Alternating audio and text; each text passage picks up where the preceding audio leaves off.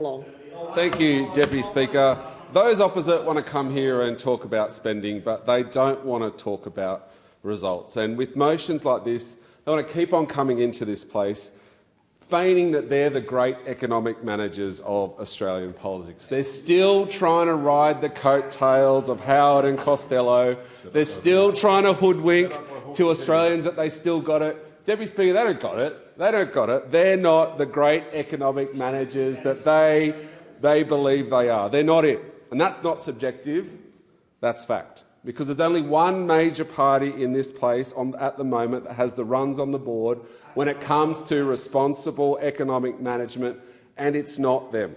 While they just keep on talking about it, Deputy Speaker, we deliver. And in our 3 years in government, Labor has delivered 2 consecutive surpluses, the first back-to-back in almost 20 years, Deputy Speaker. We've had the biggest nominal budget improvement in Australian history, $209 billion turnaround.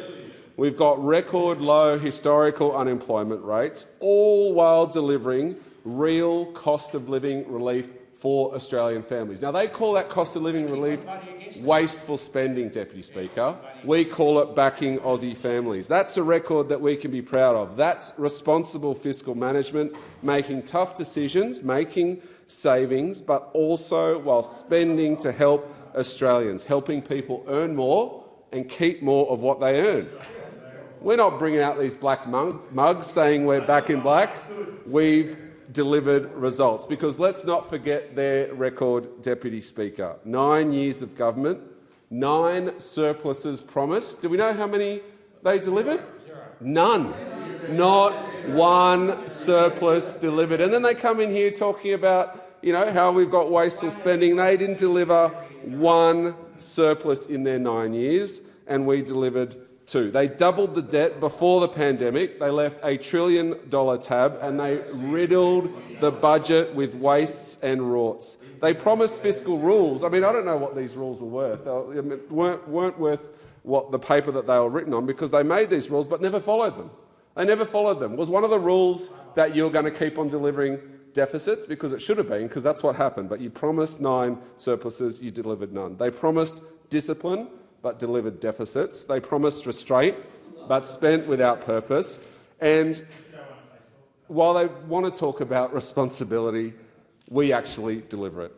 In just our first term, as I've said, we've delivered the largest turnaround in history, $209 billion better than forecast. But we've also made tough decisions, $100 billion in savings and reprioritisations. Spending growth held at 1.7%.